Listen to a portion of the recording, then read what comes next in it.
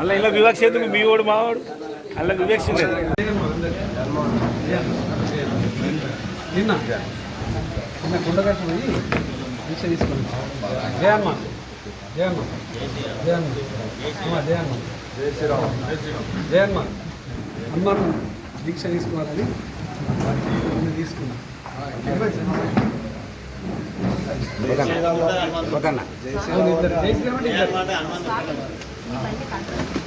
ఉన్నాయి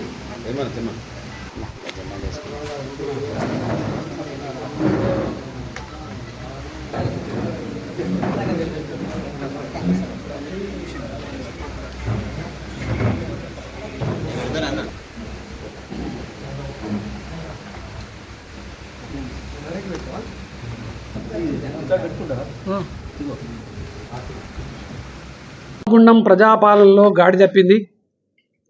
అధికారులను ఇక్కడున్నటువంటి అధికార పార్టీ నాయకులే బెదిరిస్తున్నటువంటి పరిస్థితి. అంతర్గాంలో అదే కాంగ్రెస్ పార్టీ నాయకుడే ఎంఆర్ఓ మీద ఎస్సీ అట్రాసిటీ కేసు పెట్టినటువంటి పరిస్థితి. డిఎన్బిఎన్హెచ్ఓ ఇక్కడ తనిఖీలకు వస్తే కాంగ్రెస్ నాయకుడే వాళ్ళను బెదిరిస్తున్నటువంటి పరిస్థితి. ఈ యొక్క పరిస్థితులు నిజంగా చాలా అధ్వానంగా తయారైపోయినాయి. ఎమ్మెల్యే గారు దీని మీద తప్పకుండా ఈ యొక్క పరిపాలన మీద దృష్టి పెట్టాల్సినటువంటి అవసరం ఉన్నది.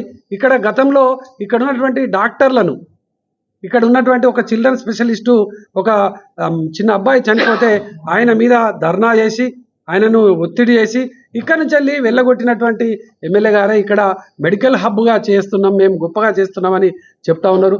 కేసీఆర్ గారు ఇక్కడ మెడికల్ కాలేజ్ పెట్టి ఇక్కడ ప్రజలందరికీ కూడా ఉచిత వైద్యాన్ని అందించేటువంటి విధంగా ఒక గొప్ప ఆలోచన చేసి ముందుకు పోతున్నటువంటి హయంలో క్రమంలో దీని విషయం ఏమీ మాట్లాడకుండా ఇక్కడ ఏదో దయ్యాలు వేదాలు వర్ణిస్తున్నట్టుగా ఎమ్మెల్యే గారు మాట్లాడడం నిజంగా శోచనీయం.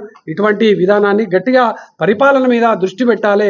ఇక్కడ ఉన్నటువంటి అధికారుల మీద మరీ పూర్తిగా అధికారులు ఒక్కొక్క అధికారి అయితే కాంగ్రెస్ పార్టీకి సంబంధించినటువంటి నాయకులతో మాట్లాడుకుంటా ఇక్కడ బీఆర్ఎస్ పార్టీ నాయకులను ఒక ఎస్ఐ పోయి చేరకపోతే మిమ్మల్ని కేసులు పెడతామనేటువంటి బెదిరిస్తున్నటువంటి పరిస్థితి ఉన్నది.